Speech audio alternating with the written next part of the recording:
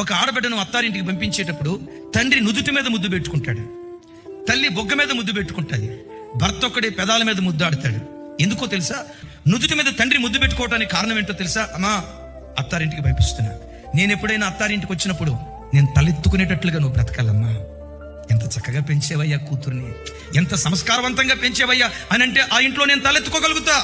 అలా కాకుండా ఇది పెంపకం అయ్యా, ఎలాగా కూతుర్ని పెంచేది అని అంటే, అమ్మా నేను అక్కడ తలదించుకోవాల్సి వస్తుంది, నేను తలదించుకునేటట్లుగా బ్రతకొద్దమ్మా అని తండ్రి నుదుటి మీద ముద్దు పెట్టుకుంటాడట. తండ్రి నుదుటి మీద ముద్దు పెట్టుకుంటాడట, నేను తలెత్తుకునేటట్లుగా బ్రతకమ్మా అని. తల్లి బొగ్గ మీద ముద్దు పెట్టుకుంటాదట. ఎందుకో తెలుసా? నా కూతురు ఎప్పుడు చిరునవ్వుతో ఉండాలి, నవ్వుతూ బ్రతకాలి. ఎప్పుడైనా అత్తారింటికి వెళ్తే, నా కూతురింటికి వెళ్తే నన్ను చూడటంతో కూతురు సంతోషంగా, మమ్మీ నాన్న దగ్గర నువ్వు ఎంత సంతోషంగా ఉన్నావో, నా భర్త దగ్గర కూడా నేను అంత సంతోషంగా ఉన్నా, అత్తారింట్లో అంత సంతోషంగా ఉన్నానని నా కూతురు నవ్వుతో నా దగ్గరికి రావాలి అని కుమార్తె బొగ్గ మీద ముద్దు పెట్టుకుంటుందట. భర్త పెదాల మీద ముద్దాడుతాడు, అది అపవిత్రం కాదు. ఎందుకో తెలుసా? అమ్మా మన ఇంటి లోపల ఎన్నో లోటుపాట్లు ఉంటాయి, ఈ గడప లోపల ఎన్నో కొరతలు ఉంటాయి.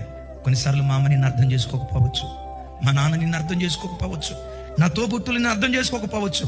నీకు కడుపు నిండా భోజనం పెట్టిన రోజు ఉండొచ్చు, కడుపు నిండా భోజనం పచ్చి మంచినీళ్ళు మిగిల్చిన రోజు ఉండొచ్చు, కడుపు నిండా భోజనం చేసిన రోజు ఉండొచ్చు, ఆకలి దప్పులతో ఇంట్లో పస్తులతో పండుకున్న రోజు ఉండొచ్చు. మన ఇంటి లోపల ఏం జరిగినా మన ఇంటి గుట్టు నీ పెదవుల ద్వారం దాటి, వినారా, నీ పెదవుల ద్వారం దాటి, మన ఇంటి గుట్టు నీ పెదవుల ద్వారం దాటి